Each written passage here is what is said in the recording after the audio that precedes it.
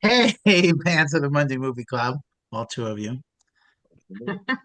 This week, Amy chose The Jerk from 1979, which is number 992 on the Franken list. Wow. So I would have had to get to it eventually. So thank you, Amy. I'm Frank Gaffney. With us, as always, Joel Fenster. No jerk for him. No, Mark Wotitz Gartner, no picture up. Cole fucking Cringer. He's a And Annie jerk. King, who's coming to us from Costa Rica, right? Yeah, she said, yeah. Costa Rica. It's nice to be retired. No, Don't we want to live Annie's life? Seriously. Very we much do. so. Yeah. Good for you. All right. Amy, why the jerk? I don't know. I was a Steve Martin fan since I was introduced to him. I don't know how. I loved him on Saturday Night Live, so for whatever reason, this was a favorite movie, I assume, when I was 13. I don't remember. So I figured I haven't seen it since. Let me rewatch it and see what I think. You were 13 in 1979? Yeah. Oh. All right. Well, here's the plot. Steve Martin plays Nathan, who believes he was born a poor black child in Mississippi. He is, however, actually white. Upon figuring this out, he heads north to St. Louis to find himself. This is his film debut, is it? First major role, at least. yeah, it's his first major role. I think he had been in like a small part or in something before. Something else, right? And I remember seeing this in 1979 and thinking it was idiotic. It's another one of those movies from the 1970s that I'm sure was hysterical at the time and Sure. now comes off as more than a little bit racist. I was born a poor black child. It is a funny line, and I think it actually was one of his lines that he used in his stand-up when he was a stand-up. You mean I'm going to stay this color? Yeah. I did Um, love how his family loved him, though. yeah, of course, Yeah. and And I I was like, oh my definitely God, that's Mabel King. Yeah. What's happening? Yeah. wasn't somebody else from What's Happening in the movie too. All right, so and the dancing to the white music was definitely Steve Martin of 1979. Oh God, That yeah. was the kind of thing he was doing. The excuse me, wild and crazy guy. But if you saw the documentary on Apple, is it on Apple? Yep. Steve Martin.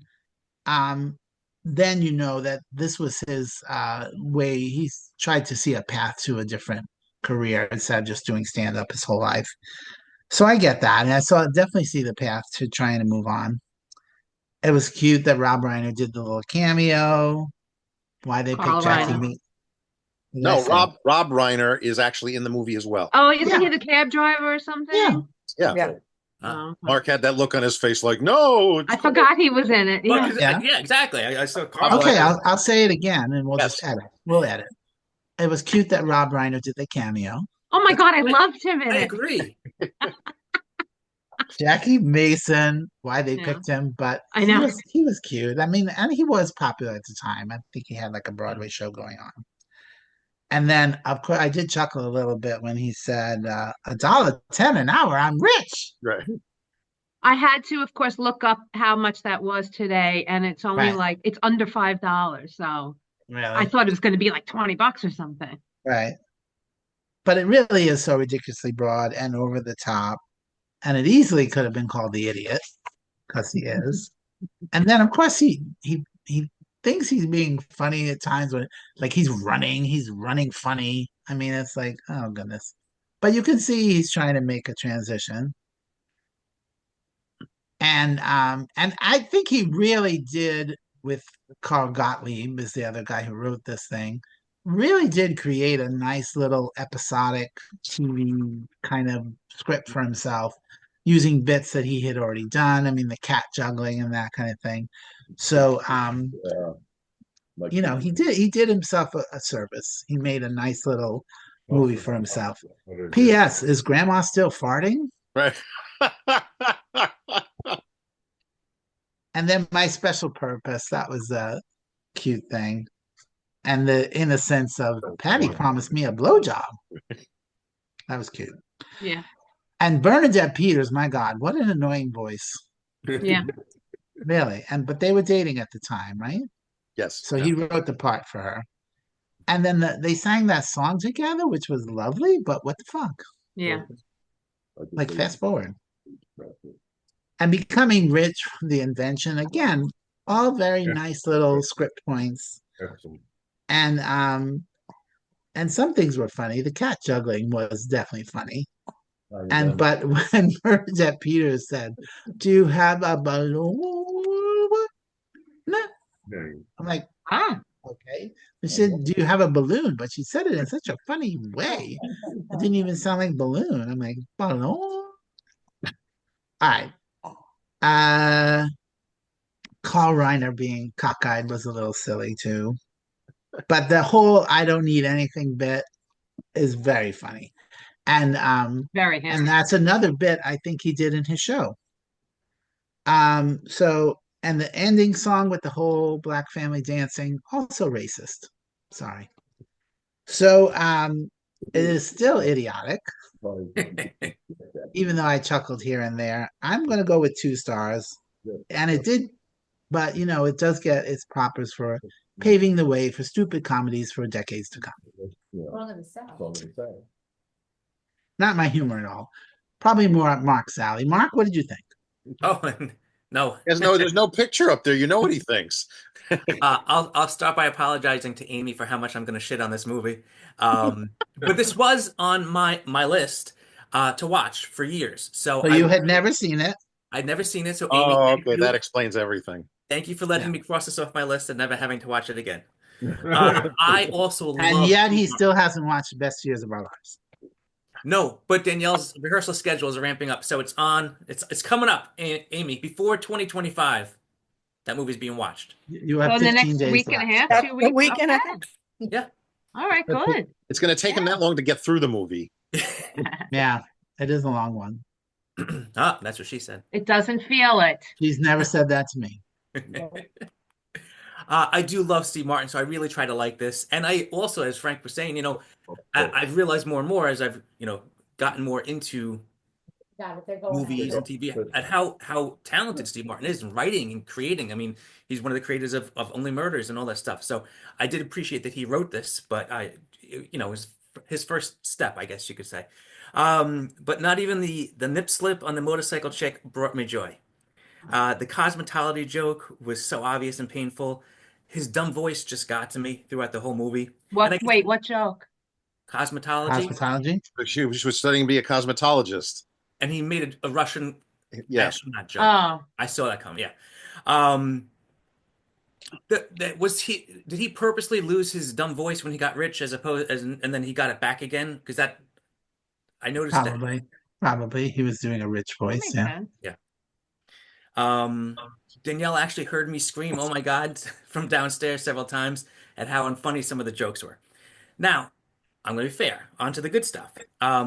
You mean I'm going to stay this color, same as Frank said. That made me laugh.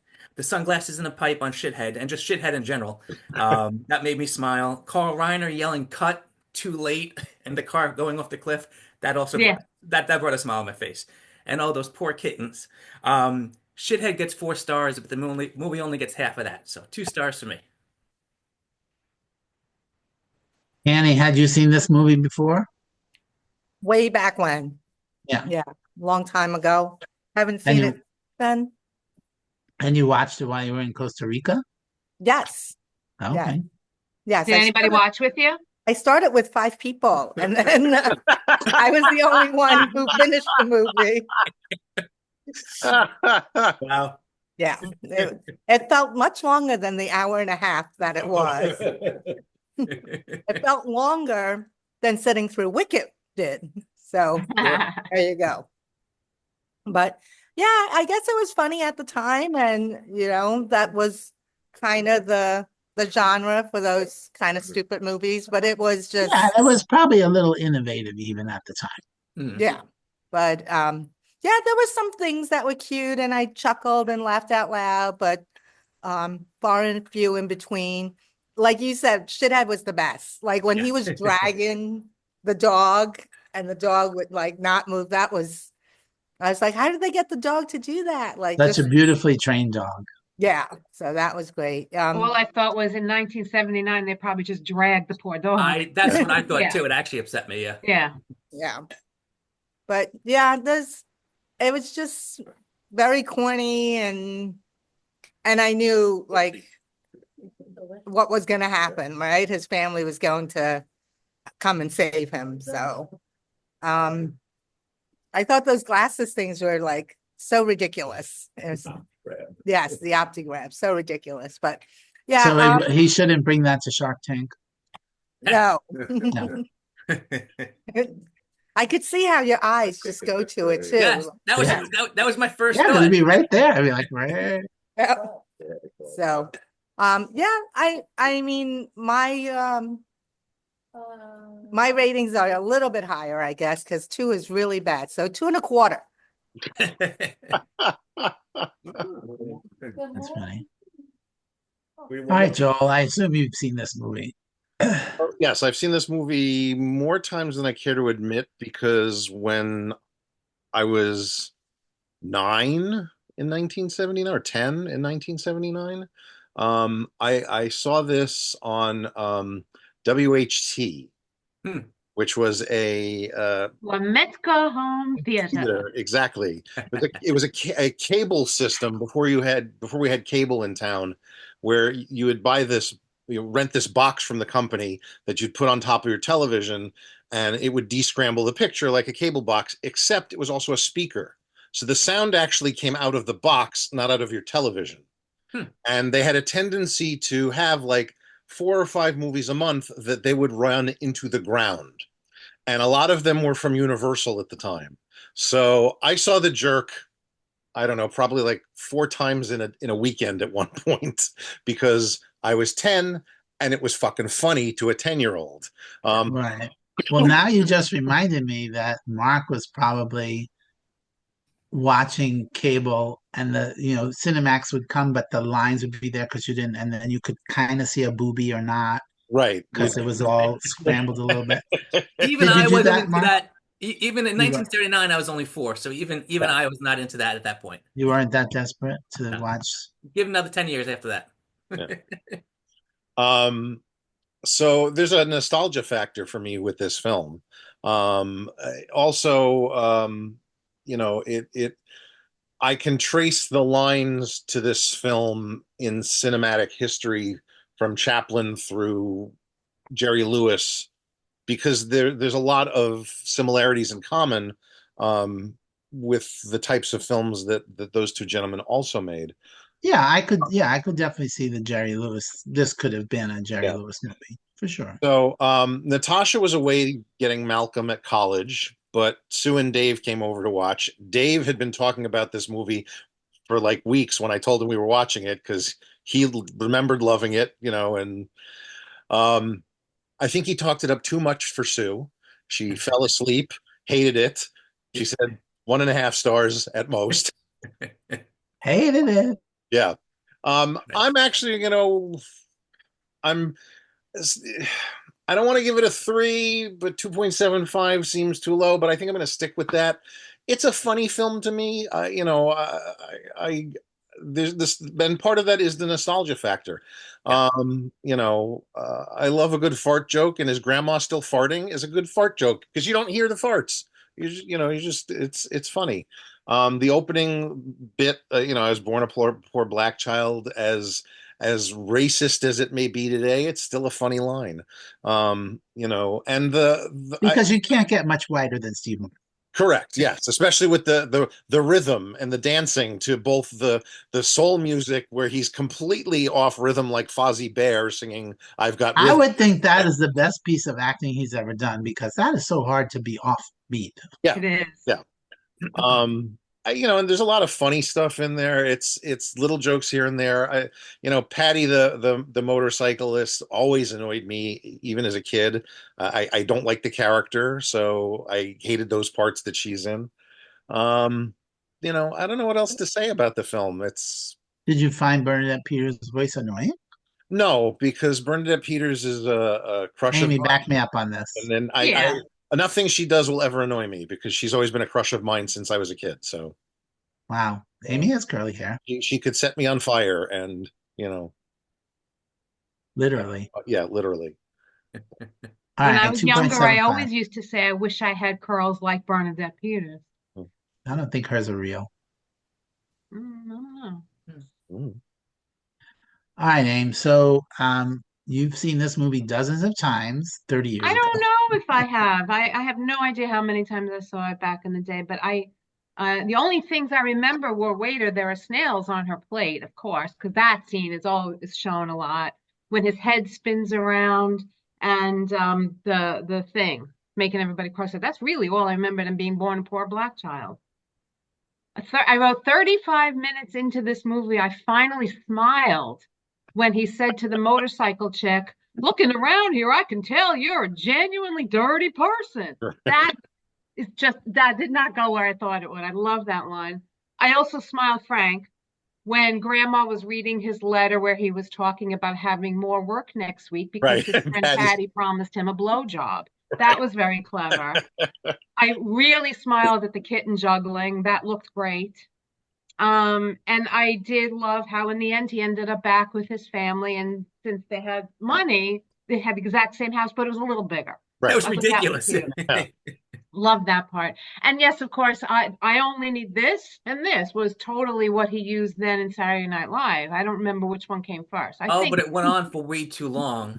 in Saturday Just like Night Live, Saturday it Night goes Live. on Saturday Night- longer. Yeah. Yeah, when he sits in the chair, this Christmas, I love that bit. But the movie is truly not good. And because of the nostalgia and because it's Steve Martin, who is up there as the love of my life with Jason Momoa. Bateman. Bateman, thank you. Momoa. Oh my, Momoa, no, Bateman. I will give it 2.25 stars. Funny. It was just not funny. And then, of course, he had such a good time making this movie with Carl Reiner. They made 3 more idiotic movies after this one. Yes, but the next one is the brilliant one in my book. Is that the Why? man? Dead Men Oh, Don't Wear Plaid. Dead Men Yeah. Don't Wear Plaid. Yeah. That is on my rewatch list. Yeah, Did they also Cool. do The Man with Two Brains? yeah, Which yeah, definitely 2 brains. Yeah, The Man with Two Brains is a great film only because of the end of it. and then what's the With the other one? cameo. And I'm not going to give it away if you've never seen it, because it's one of the funniest cameos in cinema history in my book. And what was the other one? All right, and I also read that Bill Murray did a cameo, but they cut him out of the movie. Oh, that's funny. I can't imagine what was so horrible about his bit that he took him Yeah. out. All right, well, what am I didn't update this part. So the jerk, no, it wasn't on anything, right? We just had to rent it. Neither Right. is next week. Although it's probably still running on WHT. Next week we're watching Saturday Night Fever. Amy picked Saturday Night Fever, and that is on Paramount Plus. Is it? Yeah. Oh, okay. Remember that was such a big hit that they edited it from R-rated to PG so kids Yep. could go see it. Yeah. Like that, even the PG version is a little risque for kids, quite It's frankly. funny. I saw it, but I don't remember anything being dirty about it. The PG version?